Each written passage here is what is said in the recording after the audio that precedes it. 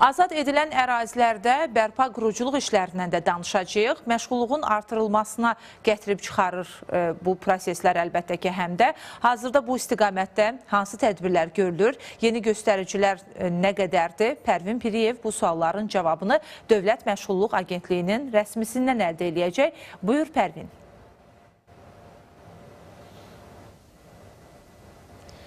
Salam Çinarə, bəli, düz vurğuladın. Böyük qayıdış proqramı çərçivəsində işğaldan azad olunan ərazilərə köçürülən və yaxud da köçürüləcək olan şəxslər üçün Dövlət Məşğulluq Agentliyi yeni imkanlar artıq onlar üçün belə də təyin edirlər. Bu proqram yeni tədbirlər həyata keçirirlər, yeni layihələr, planlar nəzərdə tutulub. Eyni zamanda son statistik göstəricilər də bizim diqqətimizə çatdırılacaq. Ən son məlumatları elə sənin də ünvanladığın suallar istəyərdim ki, Dövlət Məşğulluq Agentliyinin mətbuat katibi Əsmər Nəcməddin qızına ünvanlayaq. Əsmər xanım, salam.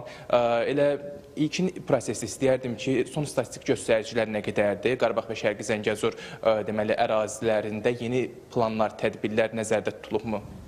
Təşəkkür edirəm. Sizi və tamaşaçıları salamlayıram. İşğaldan azad olunmuş ərazilərdən danışırıqsa, təbii ki, bu ərazilərdə artıq məskunlaşan, öz doğma yurdlarına qayıdan vətəndaşların sosial dəstək tədbirləri ilə əhatə olunmaları və eyni zamanda məşğulluq tədbirlərinin icrası istiqamətində görülən işləri qeyd eləməsək olmaz və Dövlət Məşğulluq Agentliyi tərəfindən artıq ilk günlərdən etibarən bu işlərin görülməsinə start verilib və hazırda da davam eləyir.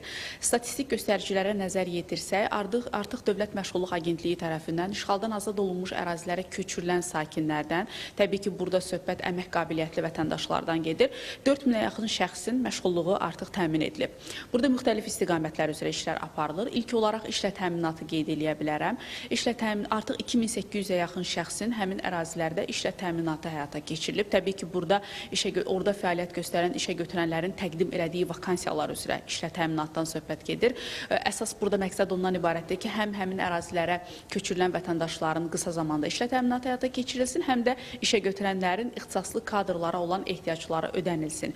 Digər bir istiqamət olaraq peşə hazırlığını qeyd eləyə bilərik. Artıq 130-dan çox şəxs peşə hazırlığına cəlb edilib. Bilirsiniz ki, Qarabağ Peşə Hazırlığı Mərkəzimiz fəaliyyət göstərir və Qarabağ Peşə Hazırlığı Mərkəzinin eyni zamanda özəl tədris müəssisələrinin birgə fəaliyyəti nəticəsində 130-dan çox şəxs peşə hazırlığına cəlb edilib və onların daha sonra işlə təminatına dəstək göstərilir.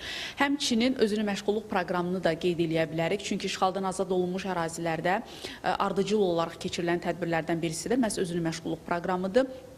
Artıq 221 nəfər özünü məşğulluq proqramı çərçivəsində avadanlıqlarla təmin edilib və həmin vətəndaşlar üçün kiçik bizneslər yaradılıb. Yeri gəlmişkən qeyd edeyim ki, bugün Laçında, sabah isə Füzulidə özünü məşğulluq proqramı iştirakçılarına aktivlərin təqdim edilməsi prosesi başlayacaq və həmin şəxslər verilmiş avadanlıqlar hesabına artıq öz işlərini bu ərazilərdə qurmuş olacaqlar. Əmək yarmarkaları da daim diqqətdə saxlanılan istiqamətlərdən birisidir. Sabah Laçında Azərbaycan Hava Yolları Qapalı Səhmdar Cəmiyyəti ilə birgə əmək yarmarkası keçiriləcək və bu yarmarkada 110-dan çox vakansiya vətəndaşlara təqdim ediləcək. Həm işlə təminat, özünü məşğulluq proqramı, peşə hazırlığı və əmək yarmarkalarının keçirilməsi istiqamətində tədbirlərimiz cari il ərzində də davam etdiriləcək.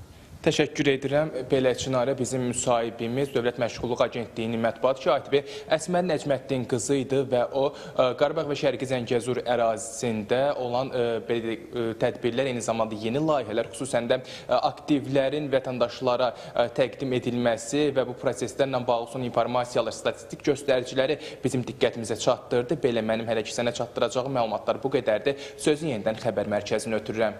Təşəkkürümü bildirirəm Pərvin məlumatı bizimlə bölüşdüyün üçün.